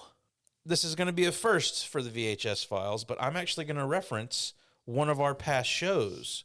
Something that Eric said that I thought actually fit the thing that we're going to be talking about here. There aren't enough people getting shot in the legs in movies. No. I'm just going to say it. It's always like kill them or don't shoot them. But like particularly this is really off topic, but like particularly when you have a good guy and he's caught the bad guy and the bad guy calls his bluff like, you won't kill me. And then the bad guy ends up getting away because of it. Yeah. Because the good guy doesn't want to kill them. Kneecap that son of a bitch. Right? God, I agree with myself. I'm a genius. So on our RoboCop episode, we had that discussion. And when I was editing the episode, I was like, Point Break's going to come up soon. I think I need to reference this. And you make a very damn fine point. There's no reason he shouldn't have shot Bodie in the leg here and got his guy. Like, movie over. Movie's over. But again, I also think that Bodie is getting to Johnny. He's awakening all of this in him, and he's starting to realize things about himself that he's never realized before. And he doesn't want to lose that with Bodie, but he also knows he's in a bad situation with all of this. I like it. Yeah, he's worming his way into his brain and opening up his mind to new possibilities of life and ways of thinking and, the ways. Imagine all the years of law school and police training and all this stuff that he's been following rules for so long, and obviously he hates it. Yeah. Here's a guy saying, you don't have to follow the rules. You can do what the hell you want. But he also has if they hadn't figured out his cover is completely blown, because they obviously see Johnny chasing him down the road through the whole thing and chasing him through all that. So his cover is completely blown. So. I love when a guy chases a car on foot. Yeah. Right? That doesn't happen that often. Actually, not to bring up Baby Driver again, but that happens in Baby Driver. It's even a Lethal Weapon. What Riggs chases the one car down. Yeah. And you're like, how do they do this? Do they take like lessons from Jason Voorhees that no matter what, you're going to catch the person you're You going just got to after? cut him off, man. You gotta know your city. The guy always knows his city. I know if I go around this thing, he has to take a one-way. I'll catch him on the thing. He's not an action star until he's chased a car on his bare feet. It's like Batman. He knows like every road of the city. Mm-hmm. He knows the whole map just by, you can't sneak away from him. I like it. We're always going to work comic references in our show. I love this show. I have to say, though, Tyler gets a little too close for comfort after all this shit goes down. When she finds out he's an FBI agent and fires that round at him, dude, it is so close to his head. Like, holy shit. And I don't. She's a little crazy, Laurie Petty. A little bit. A little cuckoo. But I do like that she calls him on his bullshit, and she's like, tell me you didn't lie to me. And he flat out told her lies this whole time. I think she has a right to be upset. I don't know especially about his parents. Right. Like the parents thing. That cuts deep for her. Yeah. Yeah, because that was where he was relatable when he was trying to find. He exploited her loss of her parents to get close to her. Yeah. So that can hurt, I mean, I guess that's how it happens in the undercover world when you get It's a dick personal. move. It's a real dick move. Speaking of dick moves, we see a little bit of Keanu's pubes here. Only on, I guess, Josh is watching the high definition 4K whatever, and he's looking for some Keanu pubes because I did not notice that at all. I mean, Jenny, did you even notice? Jenny, did you notice? It's been so long since we watched this movie, I don't know. I don't remember pubes. I don't have any pubes in my notes. They're there. They're there. Go look. Hold on. I really don't want to at all. Not at all. Yeah. My eyes were just melted off by the butthole earlier. I'm still pubes. Yeah, still getting over the butthole scene there. Butthole. But yeah, you said then was it Bodie and them all show up? We're going skydiving. Well, I also want, and we've been knocking on Keanu Reeves acting a little throughout this, and this scene where he's calling Tyler, trying to apologize and stuff. It doesn't come across too great as far as Keanu's performance. He's a little wooden there. I think that is. He's awesome. I'm not like trying to rag on Keanu. I just, he doesn't have a ton of range. You know what I mean? Yeah. Acting wise. Well, not back then. I love, not ever. I really like him I like a lot of Keanu movies, but like, let's keep it real here. Let's get real. He's not showing a wide variety of. I don't know. I like Keanu Reeves, dude. Tell me your Keanu Reeves performance that is Oscar worthy. Dracula. He's brought it up many times. Yeah. Hello, Shane Falco, The Replacements. Bam. Oh, we're on sports ball talk again. Sports ball. That's twice. That's wow. He's done a few sports movies because he's done this, and then he did a movie where he was a baseball coach. So I guess Keanu Reeves likes sports. Yeah. Well, now we find out that Bodie and his buddies like to skydive. And pushing it to the extreme. And, this whole thing has always been weird to me because, like, he knows, Bodie knows that he's an FBI agent. I'm pretty sure he knows Bodie has figured him out. It's that unspoken thing. Like, is there a bromance brewing between these two guys? I think we have to consider that. I was resisting going there because I feel like that can be like an easy thing to go at, but like, just like with Lost Boys, it's hard to not David. Look at like some of these two leads and start to like see sexual chemistry where there may be any there. It's like their egos attract each other, right? Yeah. It's like two bros at the gym, like. I don't know where you're going. I don't know where you're going with this, but can we please move away? I'm feeling a little uncomfortable. Two bros at the gym, looking at each other's muscles, checking each other out. It's like, guys, just what muscle are they looking at? Eric? Just really, what take it to the next level. We don't need to do all this. You don't have to fight each other to the death. Just hug. Just hug it out. Kiss. Hug it out, man. Let's hug it out. Here. Eric. Let's hug it out. Right. What, Jenny? I know you had. I'd love a hug. I know you had some stuff about the kidnapping of Tyler here. Yeah.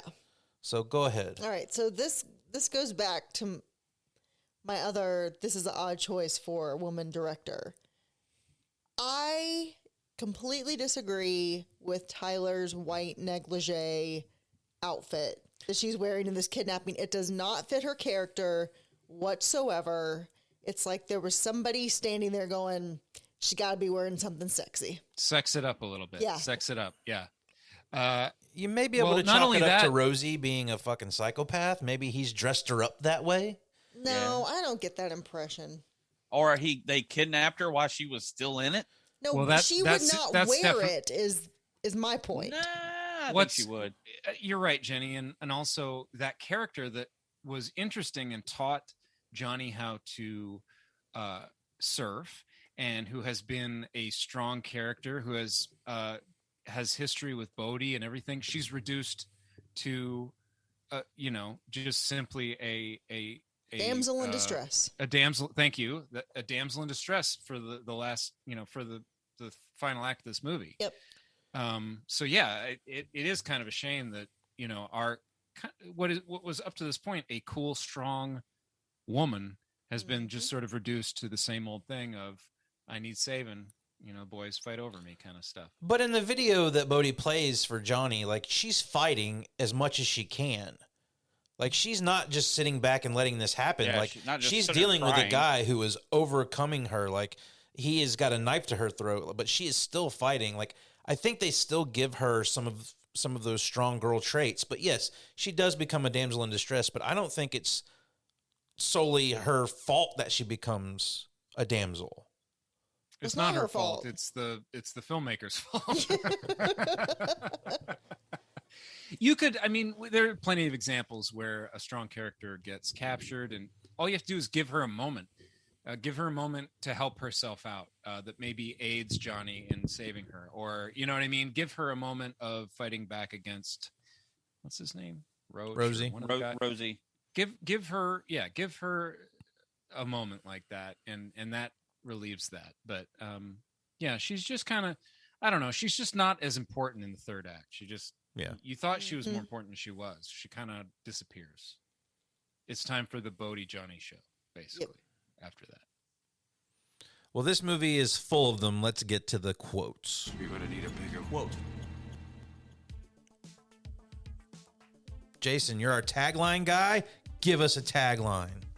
Okay, our taglines were 100% pure adrenaline. Not bad. What do you think about that one? Not bad. Bruh. This one, it's kind of funny. This is the only other one I found. 27 banks in 3 years. Anything to catch the perfect wave. Bruh. That one's bad. No, the question is, the bro really there, or did you add the bro? No, I added okay. the bro. If the bro was there, that would have been the winner, clear cut. No. But while we're there, real quick, I do want to point out that we keep talking about Johnny Utah. The two original titles for this movie were Johnny Utah and Riders on the Storm. Yeah. Johnny Utah would have been awful. It's a great name, but not a great movie title. And Riders on the Storm is just, It's a little, It's corny. It's corny. So on to quotes. What has everybody got? Who wants to start with some quotes? I got some. Go for it. I like when Utah and Pappas are meeting for the first time, and Pappas is blindfolded. He's basically, just complaining about this. Some quarterback punk. Some quarterback punk that's going to be his new partner when he finally takes off the blindfold and realizes he's been talking to him the whole time. Utah introduces himself as Punk. Quarterback punk. Yeah. It's great. I like that a lot. I also love that when he's saying that shit and Keanu, he's still blindfolded and Keanu's like, the shit they pull, huh? Like, it's so funny. Just going along with Again, it, like the dialogue between Pappas and Utah in this movie is golden. I love all of it. I also really like when they're doing the hair collection to determine which beach the surfers are on.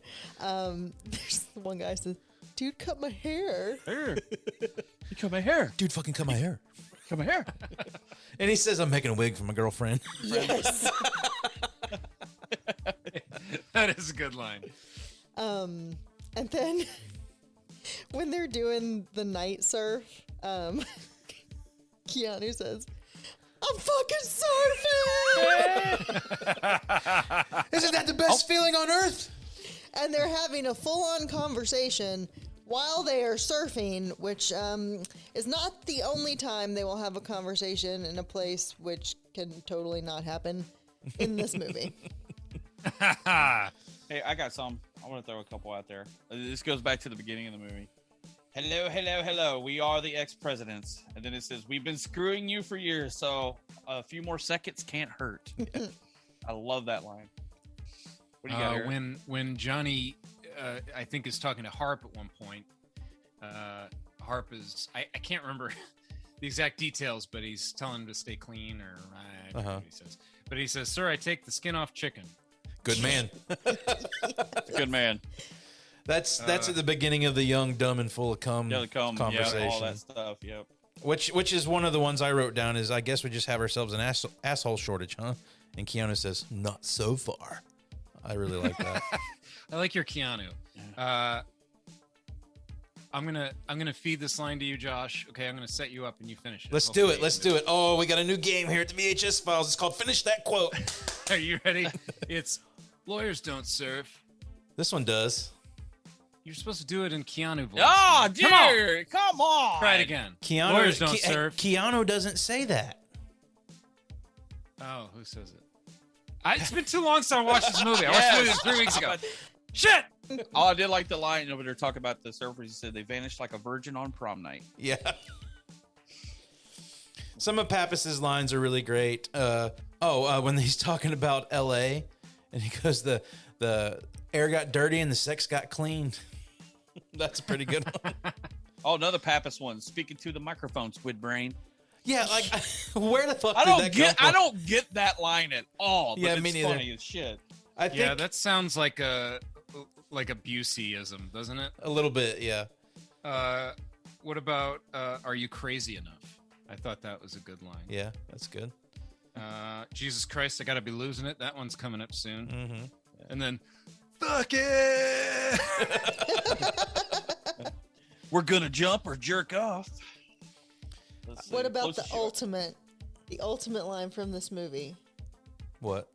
I am an FBI agent. I know, man. Ain't it wild? Gary Busey, when he's going to retrieve the brick off the bottom of the pool floor. Welcome to SeaWorld, kid. And when they're robbing the bank in the beginning and they find the wad of money that has the detonator in it, he goes, "Oh, Ron, we've got Nancy on the line." He throws the money. I love that they play off of their president characters. They're always calling each other by the presidential name and all that stuff. Yeah, and they kind of do some funny little references to those presidents and things like that. That is fun. Yeah, or you got the Nixon one. He said, "I'm not a crook." Yep. Right, exactly. I like after he's explained to Johnny that he thinks that they're surfers and they're gonna go full tilt onto this, and he goes, "The ex-presidents rip off Vegas to finance the endless summer." Whoa! But my absolute favorite line from this entire movie is after Pappas gets his meatball sandwich. He goes, "I'm so hungry I could eat the ass end out of a dead rhino. I should have had you get me 3 of these things."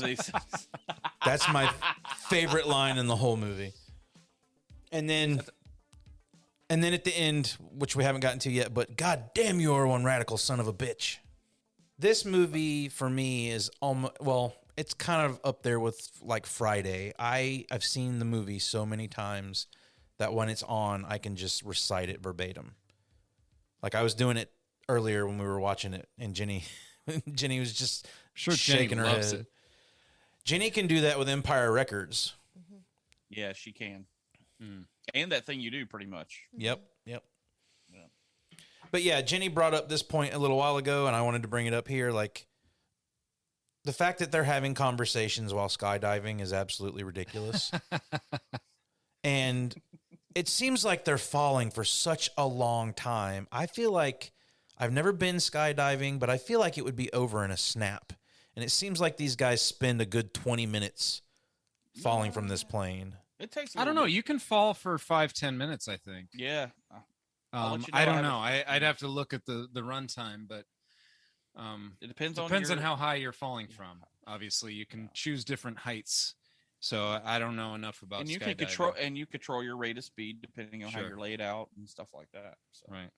'Cause I'm pretty sure the Speed Star thing, I think, is a thing. I think I've seen that with some skydiving stuff I've watched online and whatnot. But yeah, I mean, Mythbusters obviously busted the fact that you're not going to be having conversations with people while you're going down.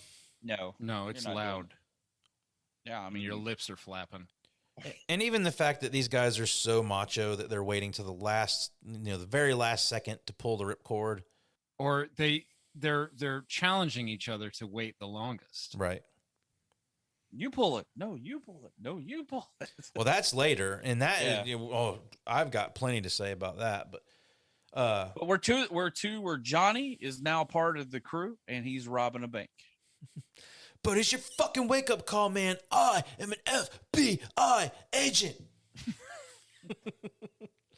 Sorry, Johnny. Looks like you don't get to be president. That's another good line too. I was saving that one for there. Yep. But this scene where they rob this bank is pretty brutal. When I was a kid and I saw this scene for the first time when everything goes down in the bank and the cop gets shot, the off-duty cop. It's pretty brutal, man. Like the squib work in there that's going on. Like, oh God. I remember watching it as a kid feeling like I just saw some heinous shit go down in this scene. Again, when the violence happens in these movies, it feels real. It doesn't feel like heightened action movie world. It feels pretty realistic for the most part. It's not a Robert Rodriguez movie for sure. Right. When the squibs go off, you don't get 2 gallons of blood squirting out across the room. Right. I don't know. That's part of the charm of this movie, or maybe not charm, but part of what lets it continue to work even now after so long is the moments of violence and action are pretty like well made. Yeah. You can laugh at some of the lines and some of the aged stuff, but like all the action stuff holds up great. Yeah. All the way they shoot the skydiving stuff is great too, I think. Yeah. Like obviously you have some rear projection stuff going on with the actors and stuff. Yeah, like when you get in their faces and things, but it's all put together pretty seamlessly. I think it works great. Yeah. Now, who thought that Bodhi actually died? Because, dude, he took a shot right to the chest and poof, behind the counter. When you first saw this movie. It's hard to think of when I first saw this movie. Dude, I was like, they just killed Patrick Swayze. Yeah, I mean, he takes a good hit and a good fall off of the ledge of that bank counter. I mean, that guy's shooting him with a pretty little hefty caliber gun right at you, but then you realize, oh, that's right, they had body armor on. Mm-hmm. I totally forgot about that later, but I was just like, you just kind of go, oh, they just shot him. Like, because like you said, they had never done any of this. Nobody's ever fired a weapon. All right, now we're throwing in a variable that we didn't think of for an off-duty cop, and we've decided to go for the vault, which we're now screwing up our time. So yeah, I mean, if you know anything about writing of any kind, as soon as he breaks his own rule, it's chaos. You're in for trouble. Yeah. But this is where we really get a good look at how Bodhi needs his people around him to believe his bullshit, or else he's kind of a nobody. Mm-hmm. Because once these guys start, falling off, you get the one kid who dies. He gets the gunshot to the neck. It's kind of here he just starts to unravel, and you really start to see that Bodhi really is nothing without all these guys, surrounding him, believing in his BS. It's when they start dropping off like flies, you really start to see that he's kind of a lonely character. Well, you see where his direction takes you, right? Like, right. If you follow him, this is where you're going to end up. Well, you kind of figured that. I mean, that still happens. I mean, not just that, but if you take it into society, that happens with a lot of people. They have this alpha mentality as long as the pack is with them. And as their pack dwindles, they become lesser. They have to have that for backing. Yeah. So therefore, as he's losing it, he is unraveling. He is not the top of the heap like he thought he was, because he had these beta wolves or whatever with him to hold him up. And now the life just fell apart. Yeah. I'm losing people left and right. So therefore now he's like, he has to start questioning himself. Was I ever this good? Was I ever this powerful? No, I'm not. I am human. I can die. I do love that Pappas gets to give Harp a nice little one on the chin. And dude, when he falls and hits the floor, watch that scene again, because John C. McGinley's head hits that damn floor hard. It is painful to watch for me. I don't even remember that, but yeah. And what did he say after he punched him, Josh? Respect for my elders. Plain and simple. Simple. I knew he would know that one. But the hit, like Harp's character is like abusive. Like I know the military can be hardcore And I don't know how it goes within something like the FBI and all that stuff, but like, I really feel like all the shit the guy's saying through this movie is just absolutely would get him in so much trouble. It wouldn't even be funny. He is just so over the top with all the shit he keeps giving these guys. Well, you could do it today, you know, because people's feelings get hurt really easy and stuff like that. So I feel like it was a little extreme for that time too. I mean, yeah, I know you could, because I mean, it's sort of a trope within these action movies. You got this hard ass boss, yeah, you right. know. But even the guy, you know, even Lethal Weapon, the chief in that, or the captain, or whatever, like he's given Briggs and Murtaugh a bunch of crap in those movies, but he's never, you know, tongue lashing them and like cursing at them and all of that. So John C. McGinley's definitely playing it up here, and I think his performance is really good, but I think his character is such a douche. Yeah. What's funny is if you ever sit down and watch Last Action Hero, you would see how they actually make fun of the whole chief overacting thing. Well, the 4K is out soon, so I'll be putting that on the roster. I can only watch Last Action Hero of 4K. Got it. I can't watch it anything less than that. But yeah, you will see how they poke. How you can only watch it how it's intended. 4K Blu-ray. There you go. So I want to ask a question here. Do we feel like the death of Pappas is a little over dramatic?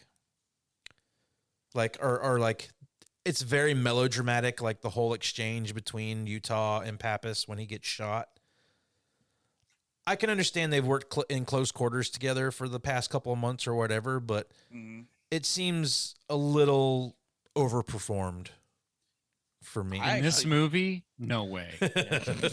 Well, honestly, for me, this movie's all about subtlety, Josh. I was really kind of thinking, I mean, I don't know why they even did it. I think they almost made him seem like he was pointless at that point. His death scene just seemed like, hey, we're going to put a Pappas death scene in here. And it felt like it had no emotion, nothing to it. It's like, okay, he's dead. Move on.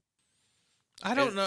I don't know if it didn't have emotion because, I mean, he's been chasing these guys, and ultimately this got him killed. Yeah. But it does seem Pappas's death scene seems weird. Whether it's I don't feel like it adds much to the tension. I don't think it adds That's what I said. much. That's what Jason's saying. I'm just adding on. I don't feel like it really adds anything, and it's almost forgotten very quickly. So it's like he could have. I don't know that it was necessary to kill him off. I don't think it improves the film at all.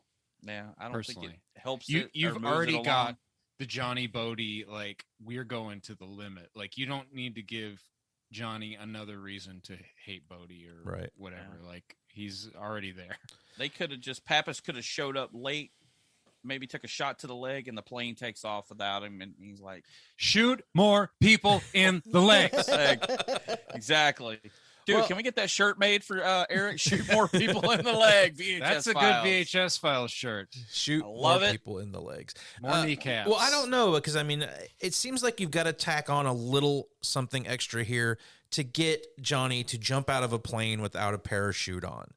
Because holy shit, if you're going to go overboard and, like, I don't know, let's talk. Like, I understand that his girlfriend has been kidnapped and he's got to save her, but I don't know if anybody would jump out of a plane without a parachute.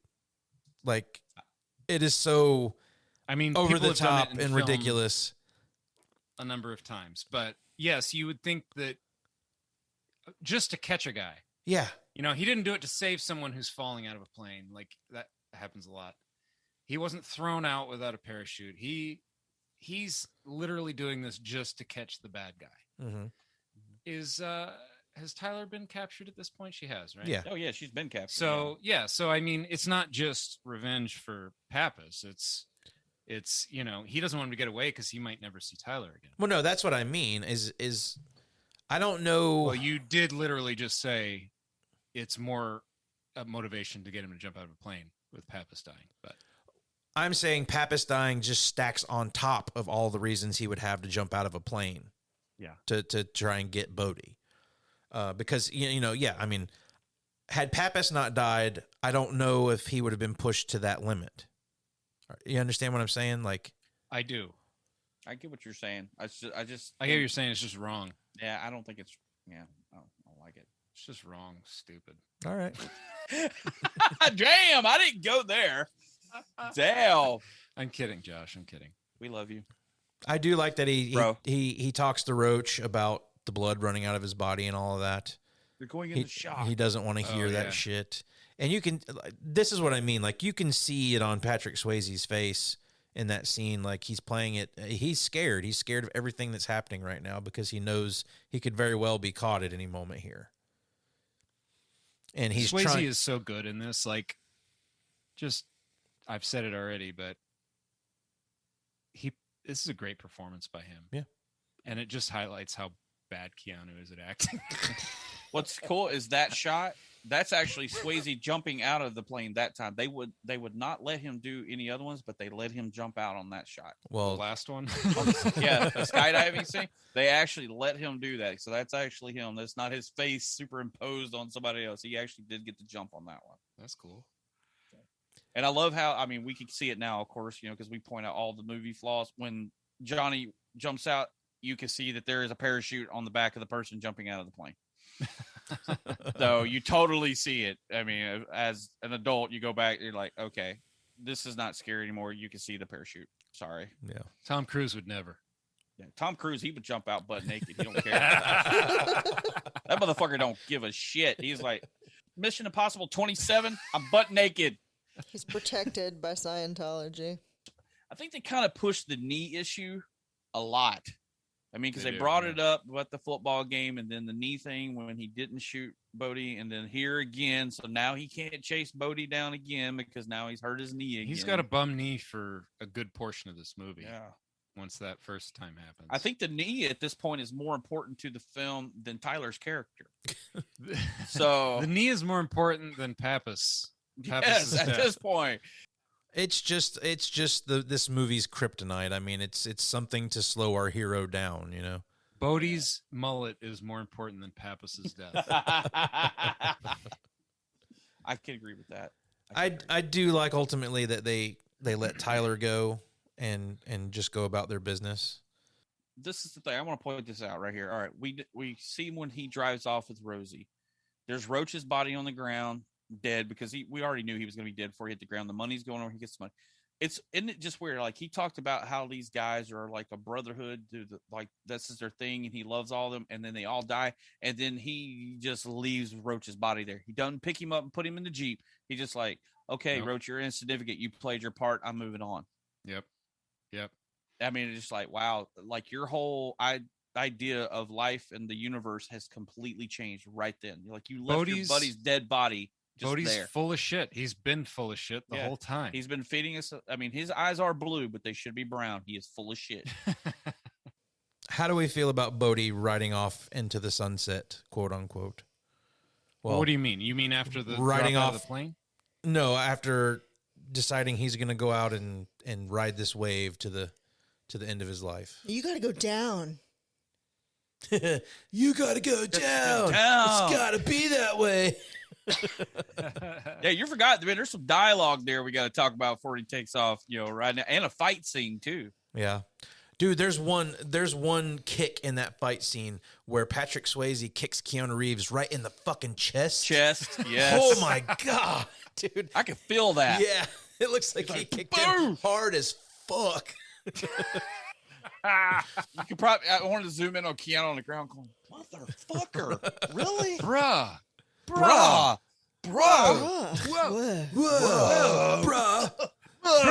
My solar plexus, bruh. Why'd you kick me, bruh? Not excellent, bruh. It's a once in a lifetime opportunity, man. I've been living my whole life for this point, Johnny. I don't know. This is all very silly, and that's part of what we're gonna get into here shortly with the good, the bad, and the ugly. But Johnny lets him get it. Yeah, I mean he lets him go out on his terms, which is weird. I love the Australian cops. What the fuck? You let him go. I mean, he's obviously reached the fuck it portion of his career, because right after this he tosses his badge. Yeah. So, like, what the hell? I mean, fuck this. cares? I'm gonna go be John Wick now. Yeah. I'm done. I'm gonna go moving to the Russians. private sector. Maybe he will be a surfing lawyer. Hey, there you go. Yeah. But I mean, like when they say he leaves, he says he's not going to paddle to New Zealand. Yeah. I mean, you're seeing this huge ass damn wave roll in. And he ain't coming back. I mean, he knows he's dead. I mean, we see him, quote unquote, I guess, get crushed. We'll get him when wave. he comes back in. He's not coming back. Start cueing outro music. I love the way the movie ends, though. Him tossing the shield, and that's that. I mean, I don't know. It's one of those movies, man. It's just one I saw as a kid and has stuck with me, and I watch it over and over again. Let's just go ahead and get into the good, the bad, and the ugly. The good, the bad, the ugly. Why? He did his best, Keanu there. I like it. I'm going to go ahead and start tonight. The good is this movie should not work on every level, and it fucking works for me. Like, this movie has some of the stupidest premises, some of the stupidest shit you could ever imagine putting into the plot of a movie, but every bit of it just fucking works for me, man, and I love it. I can forgive this movie for its shortcomings just because it's so fun. So that I have to agree. There's stuff in it that you're just like, this is corny as hell, but it all works. It's a great movie. My bad would be Anthony Kiedis, because I don't think he's very good in this. And man, that's bullshit. The ugly the ugly is all the action shots that are just completely blown out, or like the daytime surfing shots that are brought down to look like they're nighttime, and the blatant obvious fact that Patrick Swayze and Keanu Reeves are not the ones on the surfboards when they're surfing and shit like that. And that would be my ugly. So that's mine. Can I just not do a good, bad, and the ugly? Because Josh pretty much said exactly what I was going to say. Well, if you don't, that's fine. We weren't going to let you do one anyway. Fuck you and fuck you and fuck you. Fuck you, bruh. No, fuck you, bruh. What's up, bruh? I was like, dude. She's like, bro. I was like, dude. She's like, bro. I was like, dude. Dude, you coming at me, bro? Kick it up. What's our bro counter, by the way, Jenny? It's too high. Eric, you want to go ahead and do your... Who wants to do it? Rock I'll go. Good. The raid scene, naturally, I'm going to say that. Also, Bodhi, I think he carries this movie. Bad is Tyler taken out of the film. I agree with Jenny. I added that mid-episode as my bad because it's true. She's an interesting character, and she's just absent for the third act, basically. Mm-hmm. And ugly is, I forget what his name is, but the guy that keeps spitting beer in the fire like it's a cool thing to do. Rosie. Why is he spitting beer in the fire? That's stupid. Why is he stabbing lighter fluid with a knife and spraying it all over his arm? This dude makes no sense whatsoever. I don't like Rosie either. Sucks. Why is extreme. He goes to the extreme. At least lighter fluid, he's playing with danger. Spitting beer in the fire is just stupid. It has no purpose. It's wasting good beer. Just wasting good beer. Didn't he stick his foot in the fire at one time? He's just got his foot in the fire and he's poking it. Yeah. And why is his name Rosie? Who cares? I don't know any guys named Rosie. Who cares? All right, since Jason's was basically the same as mine, Jenny, But what's no, yours? I'm still got one. No, you already gave up. You forfeited your chance. No, go ahead, Jenny. You can go last. So sad. So sad. Good. Patrick Swayze. Yeah. He is very good in this, and he looks fantastic. I didn't always think the blonde and like he could pull it off, but he got that little like the facial hair. The frosted tips in his mullet. It's not a mullet, not really. It is. Yeah. No, it he's is a got mullet, some Jenny. layering happening. In the front. I don't think it's quite mullet. It is definition mullet, but it's a great mullet. It's a great example of a mullet. But before you carry on, Jenny, can I ask what? It's like a MacGyver level mullet. Yeah, because of how awesome he looks. Josh, would you do Patrick Swayze? Yeah. Okay, that's what I needed to know. Thank you. Because he always says that. I totally do it. So there you go. Yeah. All right, carry on. Also, the character of Tyler, for the most part, she is a a good, strong female character. The bad, I'm going to say some of the choices that were made regarding Tyler and also the only other women in this movie. Just, I mean, whoever's decision it was, it totally speaks to the time and, just, Yeah. Agreed. Not for me. Not for me. I don't really have an ugly. Why weren't one of the guys naked in that? Exactly. I didn't see Keanu's pubes. I was about to don't say, think, man, so, Keanu's pubes. You did see a man's butthole in this movie. Is that not good I enough? also didn't notice his actual beehole, so that's true. I guess I wasn't paying as close of attention to the guy's nether regions as the other people who watched this movie. I'm just saying, Josh. Very perceptive. I'm just saying, Josh noticed pubes. Eric noticed the butthole. I forgot the girls were even naked in this movie, honestly. Yeah, all I could think was butthole. The human body is a beautiful thing, man or woman.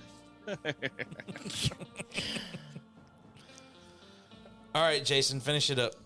The good is, Patrick Swayze. Also liked that for the first time in Hollywood, that the human knee is up front and center as a character in this movie. And it's still a great movie. The bad is some of the acting. Also the fact that knees were abused during the making of this movie.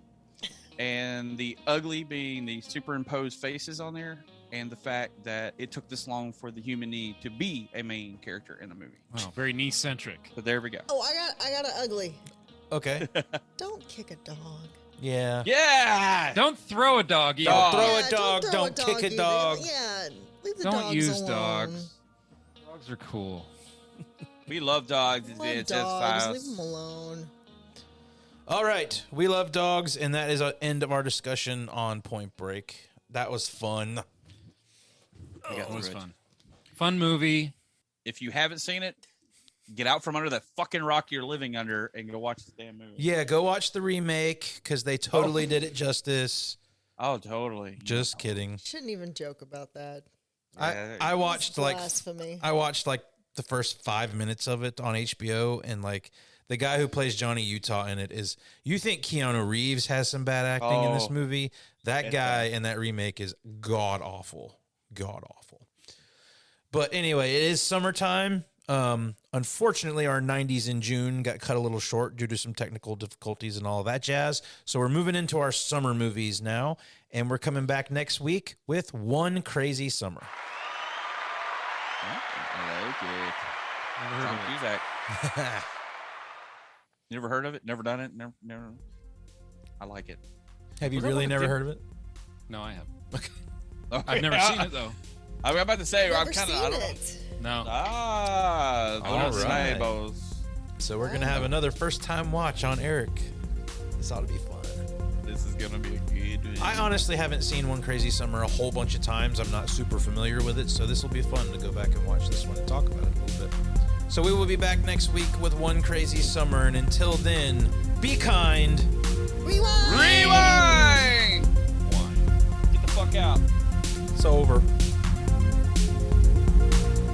You've been listening to the VHS Files Podcast. Watch a few movies, take a few notes. If you like what you heard, please subscribe and drop us a rating and a review wherever you get your podcast. It was fun. Send your questions, comments, and movie suggestions to vhsfilespodcast@gmail.com. You sick fucks, you've seen one too many movies. Don't you blame the movies? Follow us on all social media outlets at VHS Files Podcast. Movies don't create psychos. Check out our YouTube channel for more content. Movies make psychos more creative. Thanks for listening.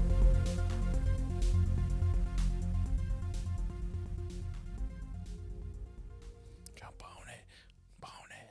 We should only release the podcast on VHS. I don't like it. And audio on cassette or 8-track only. Never. You guys want to record a podcast or No. Well, I thought that's what we were doing. Grab ass. Yes. How about a grab ass podcast? Bam. Oh, A podcast that reviews podcast review podcasts. Yes! Go totally meta. He is.